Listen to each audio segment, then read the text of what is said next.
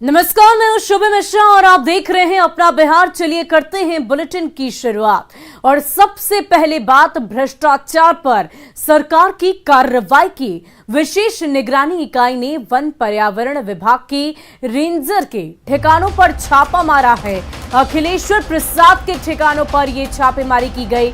दरअसल आय से अधिक संपत्ति मामले में लगातार छापेमारी की जा रही है। राजधानी पटना में सरकारी परिसर में उनके छापेमारी की गई है।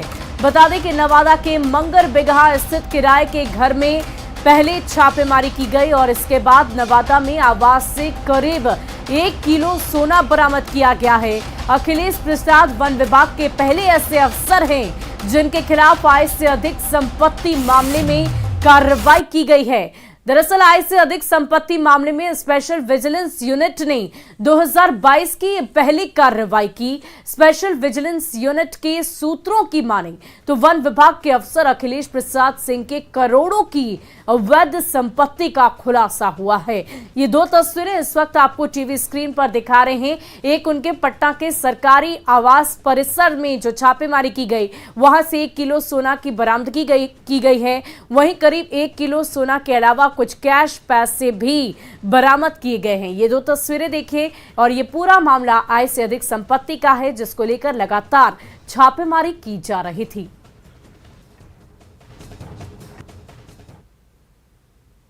वहीं छापेमारी दल में शामिल डीएसपी चंद्रभूषण ने बताया कि स्पेशल विजिलेंस यूनिट में एक शिकायत आई थी, जिसके बाद अखिलेश्वर प्रसाद के खिलाफ मुकदमा दर्ज किया गया और उनके ठिकानों पर छापेमारी शुरू की गई। छापेमारी में घर से काफी नगद राशि मिली है।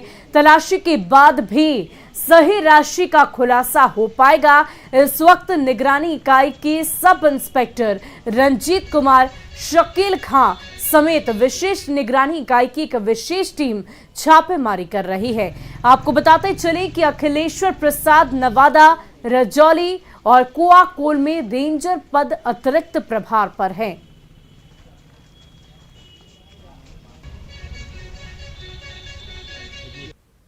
अभी यहाँ से जो कुछ मिला हुआ है उसके आधार पर आय से अधिक संपत्ति का मामला बनता है, वित्तीय अनियमितता का मामला बनता है। घर में क्या क्या मिला है सर आज? अभी हाउसर्च चल रहा है तो फाइनल फिगर आपको नहीं बता पाएंगे हम।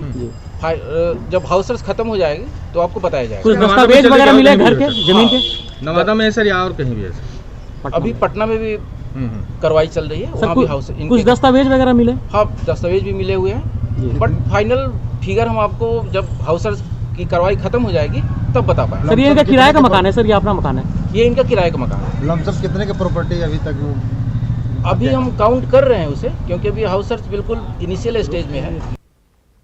नवादा में एक बार फिर से अवैध तरीके से सरकारी संपत्ति बनाने के मामले को लेकर विशेष निगरानी इकाई की टीम ने नवादा में छापा मारा है और इस बार नवादा के रेंजर वन एवं पर्यावरण विभाग के रेंजर जो है अखिलेश्वर प्रसाद, उनके किराए के मकान में आज जो है सो विशेष निगरानी इकाई की टीम जो है सो छापा मारी है और यहाँ पे एक विशेष सदस्यीय टीम जो है यहाँ आकर घर में तलाशी अभियान शुरू करी है। 27 जनवरी 2022 को विशेष न्यायाधीश सतर्कता पटना न्यायालय के द्वारा तलाशी वारंट आदेश जारी किया गया था। उसी के तहत नवादा स्थित उनके किराए के मकान में जो है यहाँ पे जो तलाशी अभियान चलाई है। इसके अलावा नवादा के अलावा पटना में भी कुछ ठिकानों पे इनके आवास की तलाशी जारी है। निगरानी कोर्ट में यह बताया गया था कि इनके द्वारा जो है सो अवैध तरीके से सरकारी पद पे रहते हुए अकूत संपत्ति बनाई गई थी और जैसा कि यहाँ पे जो जांच सदस्यीय टीम जो आई है, जो तलाशी ले रही है पूरे मकान का, उनका यह स्पष्ट कहना है कि ऐसे कई साक्ष्य मिले हैं जिससे यह सिद्ध होता है कि उन्होंने अकूत संपत्ति अर्जित की है और कैश के साथ साथ कई डॉक्यूमेंट्स और गहने भी बरामद हुए हैं, जो यह दर्शाती है कि इन्होंने गलत तरीके से अपने पद का इस्तेमाल करते हुए इन्होंने अकूत संपत्ति बनाई है। जो तलाशी अभियान जो विशेष निगरानी इकाई टीम के जो द्वारा किया गया था वो अभी जारी है और जब अधिकारी जब तक इस चीज़ को क्लियर नहीं करेंगे तब तक इसका आंकड़ा अभी तक नहीं पता चल पाएगा। अनिल विशाल, न्यूज़ 18 नवादा। वहीं वन विभाग के रेंजर अखिलेश्वर प्रसाद के ठिकानों पर पटना में भी छापेमारी चल रही है। छापेमारी का जायजा लिया न्यूज़ 18 संवाददाता संजय कुमार ने।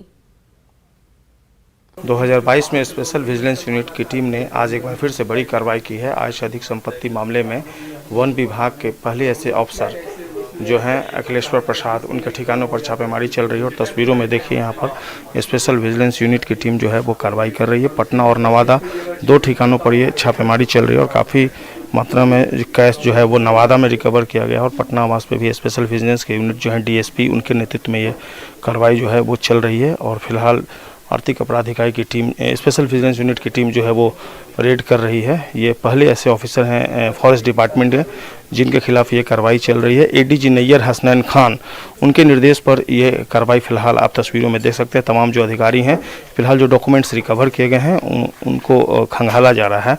सारे जो ऑफिसर हैं यहाँ पर डॉक्यूमेंट्स को खंगाल रहे हैं।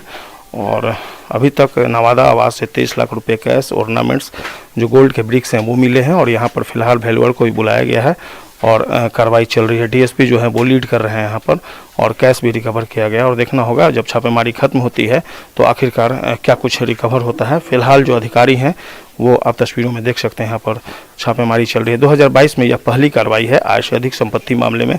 स्पेशल विजिलेंस यूनिट की टीम ने केस जो है रजिस्टर्ड किया था अपने ही थाने में और उसके बाद न्यायालय से अनुमति मिलने के बाद आज ये जो रेड है वो कंडक्ट किया जा रहा है। संजय कुमार, न्यूज़ 18 पटना। और इस वक्त हमारे संवाददाता संजय कुमार हमारे साथ पटना से लाइव चैट पर जुड़ चुके हैं। संजय, क्या कुछ अपडेट है? लगातार ये छापेमारी के दौरान कई तरह की चीजें सामने आ रही है, कई सारी संपत्तियों का खुलासा हुआ है, क्या इसमें और भी कुछ नया जुड़ा है? देखिए, बिल्कुल भ्रष्टाचारियों के खिलाफ जो विभिन्न एजेंसियां हैं, चाहे वो स्पेशल विजिलेंस हो, इकोनॉमिक ऑफेंस यूनिट हो या निगरानी हो, 2022 में भी एक्शन मोड में है। और आज जिस तरीके से एक बड़ी कार्रवाई की गई है, फॉरेस्ट डिपार्टमेंट के ये पहले अफसर हैं जो आज से अधिक संपत्ति मामले में लपेटे में आए हैं। और फिलहाल अभी तक इनके पटना आवास पर भी भारी मात्रा में कैश रिकवर किया गया है और बिल्कुल नए नोट तस्वीरों में आप देख सकती हैं, जो विजुअल है उसमें आया है। ऑर्नामेंट्स भी रिकवर किए गए। एक मकान का भी पता चला है गोला रोड में, उसके बारे में भी कागजात नहीं मिल पाई है। और जो अधिकारी पहुंचे स्पेशल विजिलेंस यूनिट के, वो कागजात मांग रहे हैं उनसे और वो कागजात मिलने के बाद पता चलेगा कि वो जो मकान बना है वो कितने का बना है। लेकिन निश्चित तौर पर ये जो अपार्टमेंट का फ्लैट है 301, जहां तस्वीरों में देख सकते हैं पुलिसकर्मी भी यहाँ पर खड़े हैं, यहाँ पर स्पेशल विजिलेंस यूनिट की टीम डीएसपी के नेतृत्व में छापेमारी कर रही है। और निश्चित तौर पर अखिलेश्वर प्रसाद की मुश्किलें बढ़ गई हैं और जिस तरीके से भ्रष्टाचारियों के खिलाफ जो अकुत संपत्ति अर्जित किया है इन लोगों ने, उनके खिलाफ जो एक्शन 2021 से शुरू हुआ है वो 2022 में भी जारी है। और कह सकते हैं कि एक हड़कंप की स्थिति मच गई है भ्रष्टाचारी अफसरों में। एक 50-50 करोड़ तक अकुत संपत्ति अर्जित की गई है ऐसे भ्रष्ट अफसरों के यहाँ से। और अखिलेश्वर प्रसाद के यहाँ फिलहाल अभी संपत्ति की छानबीन की जा रही है और देखना होगा जब ये छापेमारी खत्म होगी तो आखिरकार कितनी संपत्ति मिलती है। लेकिन फिर से भ्रष्टाचारियों में हड़कंप 2022 में भी। संजय, जो तस्वीरें हम देख पा रहे हैं और जो जानकारी आपने दी है उसके अनुसार ये बात तो सामने आ ही गई है कि आय से अधिक संपत्ति का मामला है, लेकिन अब उन पर आगे क्या कुछ कार्रवाई की जाएगी? जी देखिए, सबसे बड़ी बात है कि कोई मामूली मामला नहीं है आय से अधिक संपत्ति का। 110% अधिक संपत्ति आय से अधिक जो प्राइमा फेसी है वो पाया गया है। और जो अधिकारियों से मेरी बात हुई है स्पेशल विजिलेंस यूनिट के, उन्होंने जानकारी दी है कि ये दायरा और बढ़ सकता है, यानी आय से अधिक ये मामला और ऊपर जाएगा, इस बात से इनकार नहीं कर सकता। और जहाँ तक आपने परेशानी की बात पूछी तो निश्चित तौर पर प्राइमा फेसी इनको अरेस्ट तो नहीं किया सकता आय से अधिक संपत्ति मामले में, लेकिन अब इनकी मुश्किलें इसलिए बढ़ेंगी कि आगे जब इनको ये बात आगे जब इनके विभाग तक जाएगी तो इनको निश्चित तौर पर निलंबित किया जाएगा। क्योंकि भ्रष्टाचार के खिलाफ अब तक जितनी कार्रवाइयाँ हुई हैं उसमें कई जो अफसर हैं उनको निलंबित किया जा चुका है। तो निश्चित तौर पर इनकी विभागीय मुश्किलें बढ़ेंगी, इनके खिलाफ प्रोसीडिंग चलेगी और आने वाले दिनों में इनकी मुश्किलें काफी बढ़ जाएंगी, इस बात से इनकार नहीं किया जा सकता। बहुत बहुत शुक्रिया संजय, हमारे साथ जुड़ने के लिए, तमाम जानकारी के लिए। तो आय से अधिक मामले की संपत्ति के मामले में इनके अलग अलग ठिकानों पर छापेमारी चल रही है और पूरी कार्रवाई की जाएगी। और अब बात बिहार बंद की। रेलवे ग्रुप डी की अब एक ही परीक्षा होगी। रिजल्ट में गड़बड़ी की जांच एक कमेटी के द्वारा की जाएगी। सरकार ने माना कि छात्रों की मांग को पूरा किया जाएगा, जिसके बाद छात्रों से खान सर ने आंदोलन न करने की अपील की है। इस अपील पर अब तक छात्र सड़कों पर नहीं उतरे हैं, लेकिन छात्रों के बंद के नाम पर पूरा विपक्ष सड़कों पर उतर आया है। अब सवाल ये उठता है कि जब मांगे मान ली गई है तो बिहार आखिर बंद क्यों है? युवाओं को ठगना बंद करो।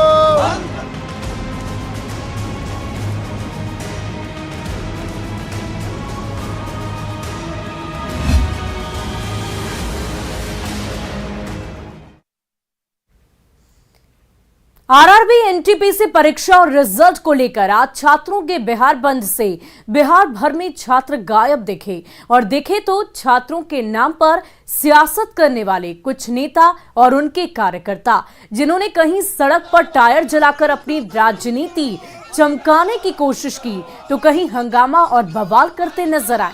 हम आपको 6 शहरों की अलग अलग तस्वीरें इस वक्त आपकी टीवी स्क्रीन पर दिखा रहे हैं।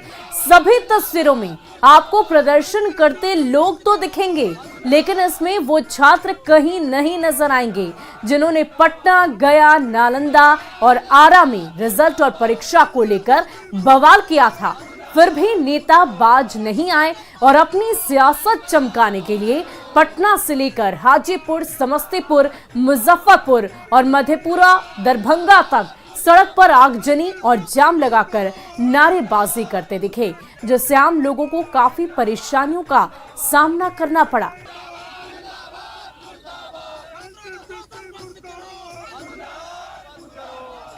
वहीं राजधानी पटना की सड़कों पर आरआरबी एनटीपीसी छात्रों के बिहार बंद के बीच असली छात्र ही गायब हैं। सड़कों पर हर तरफ सिर्फ सियासी लोग ही नजर आ रहे हैं। एक तरफ से पूरे बंद पर सियासी रंग चढ़ गया है। जायजा लिया संवाददाता ऋतु रोहिणी ने। इस वक्त मैं डाक बंगला चौराहे पर मौजूद हूं और मैं आपको चारों तरफ का नजारा दिखाना चाहती हूं। आप तस्वीरों में देख सकते हैं, जहां मेरी एक तरफ बाईं तरफ आपको एआईडीएसओ, आइसा सहित तमाम छात्र संगठन दिखेंगे, वहीं मेरी दाईं तरफ आपको जाप पार्टी के लोग दिखेंगे, कार्यकर्ता दिखेंगे जो बैठे हुए। तो कुल मिलाकर के ये जो छात्रों ने बिहार बंद का जो आह्वान किया था, मगर आपको छात्र ही नहीं दिखाई देंगे सड़कों पर। राजनीतिक पार्टियां जो हैं वो दिखाई देंगी, जो कि छात्र संगठन हैं वो दिखाई देंगे, लेकिन छात्र पूरी ही इस इलाके में भीड़ से नदारद हैं। आपको शायद ही कोई भी एक चेहरा तस्वीरों में नजर आ रहा होगा जो छात्र होगा। और क्योंकि ये जो मुद्दा है वो छात्रों का मुद्दा था और छात्रों को लेकर ही बिहार बंद की आह्वान किया गया था, मगर एक भी छात्र आपको नजर नहीं आएंगे। तो सीधे तौर पर ये जो पूरा मुद्दा है वो राजनीतिक रंग इस पे चढ़ गया है। और आप तस्वीरों में देख सकते हैं, चारों तरफ सिर्फ कोई ना कोई पॉलिटिकल पार्टी और कोई ना कोई छात्र संगठन के लोग हैं, मगर छात्र अपनी बात रखते अपने मुद्दों के साथ यहाँ पर आपको दिखाई नहीं देंगे। न्यूज़ 18 के लिए ऋतु रोहिणी, पटना। और राजधानी पटना की डाक बंगला चौराहे पर छात्र संगठनों का प्रदर्शन अब और ज्यादा उग्र होता जा रहा है। जाप कार्यकर्ताओं ने इस दौरान कई दुकानों में तोड़फोड़ करने की कोशिश की और डंडे भी बरसाए। हालांकि बड़ी संख्या में सुरक्षा कर्मियों की तैनाती कर दी गई है। देखिए कैसे जाप के कार्यकर्ता दुकान में घुसकर दुकान बंद कराने की कोशिश कर रहे हैं और डंडे भी बरसाए हैं।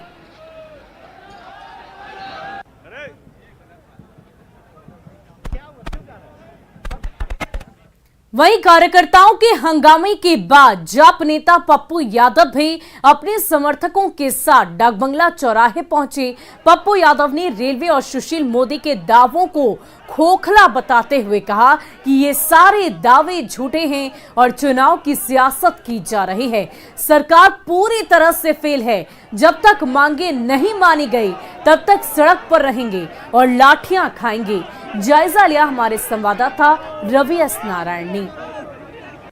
आज भारत बंद के दिन पप्पू यादव खुद सड़कों पर उतरे हैं अपने कार्यकर्ताओं के साथ, और ये जरा देखिए कि पप्पू यादव जो है वो अपने सड़कों पर अपने कार्यकर्ताओं के साथ और छात्रों की मांग लेकर के यहाँ पे उतरे हैं, और बड़ी संख्या में जो कार्यकर्ता हैं वो उनके साथ हैं।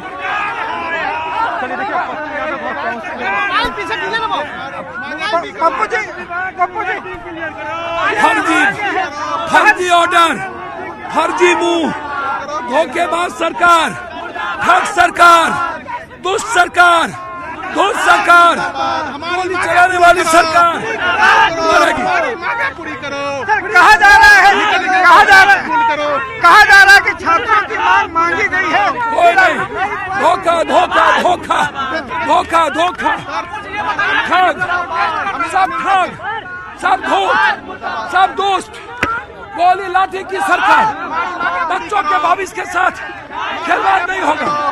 मरेंगे, मरेंगे, मरेंगे, बच्चों पर जुल्म नहीं होने देंगे। धोखेबाज।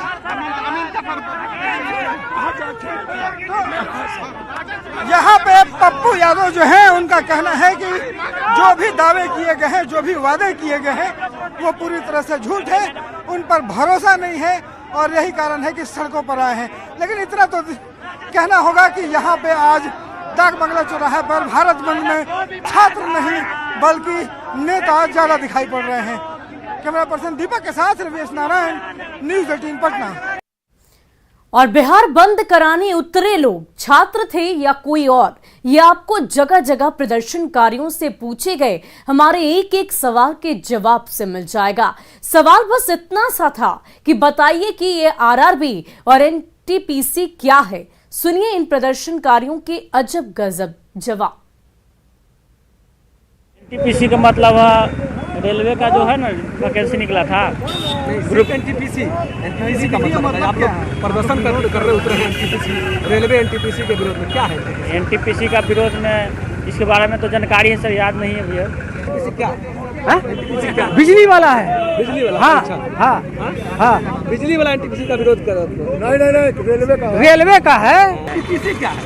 रेलवे का एक कैटेगरिया है, उसमें एनटीपीसी आता है, national thermal power grid corporation of India. NTPC का क्या मतलब? एनटीपीसी का मतलब जो हुआ, जो भारत सरकार जो एग्जाम लिया उसमें सरकार घोटाला कर रहा है। आरआरबी एनटीपीसी क्या है? आरआरबी एनटीपीसी एक संस्था की काम करती है, वो ये एसएम की बहाली निकालती है, टीसी की बहाली निकालती है। ये तरीका है, सबको एक जगह लिया परीक्षा लेना तरीका है। एनटीपीसी बार वाला एनटीपीसी नहीं है, एनटीपीसी रेलवे का एक एनटीपीसी है जिसमें सभी प्रकार के बहाली को एक जगह किया जाए। इंटर के भी लड़का कर दिया है, बीए को भी, 10वां को। एनटीपीसी आरआरबी क्या है? ये तो नहीं बता सकते हैं। एनटीपीसी आरआरबी क्या है मालूम है? नहीं मालूम नहीं है। एनटीपीसी आरआरबी क्या है? रेलवे भर्ती बोर्ड। एनटीपीसी क्या है? बोले तो रेलवे भर्ती बोर्ड का है। अच्छा, एनटीपीसी क्या है? बिजली है, बिजली डिपार्टमेंट का है। बिजली विभाग। हाँ, ये है बिजली विभाग। ये आप क्या बोले? बिजली डिपार्टमेंट का है। एनटीपीसी क्या है? एनटीपीसी आप सुनिए, एनटीपीसी आप बोलिएगा तो हम कह देंगे नेशनल थर्मल पावर। छात्रों के नाम पर विपक्षी दलों की ओर से किए जा रहे आंदोलन के कारण आम लोगों की परेशानियां बढ़ गई है। समस्तीपुर दरभंगा पटना मुख्य मार्ग पर यातायात पूरी तरह से ठप है, जिसके कारण लोग काफी ज्यादा परेशान हैं। कहीं सब्जी लेकर वाहन चालक फंसे हुए हैं तो कहीं पैरालिसिस से पीड़ित व्यक्ति को पैदल ही रास्ते से गुजरना पड़ रहा है। समस्तीपुर में आज के बिहार बंद से हो रहे लोगों की परेशानी का जायजा लिया न्यूज़ 18 संवाददाता मुकेश कुमार ने। के द्वारा बंद का आह्वान किया गया है और कई राजनीतिक संगठन इस बंद को समर्थन दे रहे हैं। और ये तस्वीर देखिए समस्तीपुर के फ्लाईओवर की है, जो एसडीओ कार्यालय के निकट बनी हुई है। और वहाँ की ये तस्वीर देखिए, लोगों की परेशानी काफ़ी यहाँ पर बढ़ी हुई है। इस बंद के कारण लोग वाहनों को छोड़ करके यहाँ से पैदल जा रहे हैं। और ये तस्वीर आप देखिए, बुजुर्ग हैं वो भी जा रहे हैं, इनके सर में चोट भी लगी हुई है और ये यहाँ से पैदल जा रहे हैं। क्या कुछ परेशानी हो रही है? हाँ, यही परेशानी है, जो पैरालिस है। अच्छा, पैरालिस मारे हुए? हाँ, अच्छा, समस्तीपुर से आए हैं। अच्छा। वहीं रेलवे भर्ती विवाद पर बीजेपी नेता सुशील मोदी ने कहा कि मैं छात्रों से अपील करूंगा कि केंद्र सरकार पर भरोसा रखिए, केंद्र आपकी सारी मांगों को मानने के लिए तैयार है। उन्होंने कहा कि निर्धारित प्रक्रिया के आधार पर छात्रों की समस्याओं का समाधान जरूर होगा। हालांकि उन्होंने ये भी कहा है कि आरआरबी समय रहते स्पष्टीकरण दे दिया होता तो इतना बड़ा बवाल शायद नहीं होता। कोई जानबूझकर गलत फैसला नहीं था, बल्कि समय रहते भ्रम को दूर नहीं किया गया। अगर समय रहते आरआरबी ने भ्रम को दूर कर दिया होता तो शायद इतना बड़ा बवाल नहीं होता। इसलिए मैं छात्रों से अपील करूंगा कि केंद्र की सरकार आपकी सारी मांगों को मानने के लिए तैयार है। उन्होंने अपनी सहमति प्रकट की है। जब सड़कों पर आने की आवश्यकता नहीं है, अपनी आप तैयारी करें, परीक्षा के लिए, और बहुत जल्द जो प्रक्रिया निर्धारित हुई है उसके आधार पर आपकी समस्या का समाधान होगा। तो आज का जो बिहार बंद है या भारत बंद, पता नहीं कौन सा बंद है, जो भी बंद है, इसमें कहीं छात्र सड़कों पर नहीं है। जो राजनीतिक दलों के जो छात्र संगठन हैं, उनके जो समर्थक छात्र वो जरूर सड़कों पर हो सकते हैं, लेकिन आम विद्यार्थी सड़कों पर नहीं है।